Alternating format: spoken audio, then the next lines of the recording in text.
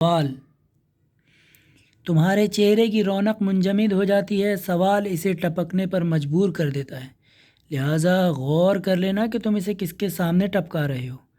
اچھی مایوسی لوگوں سے کچھ مانگنے سے بہتر ہے۔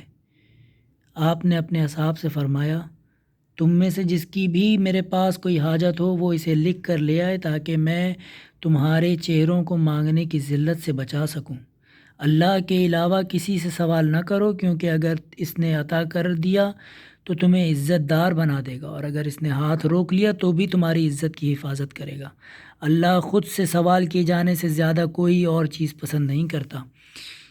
کبھی ایسی بھی ہوتا ہے کہ تم نے جس چیز کو مانگا وہ تمہیں نہ مل سکی، البتہ دوسری کوئی چیز اس سے بہتر مل گئی۔ سائل کو بغیر عطا کیے واپس نہ بھیجو، اور اس کے حرمان سے اپنے مروت کو بچاؤ۔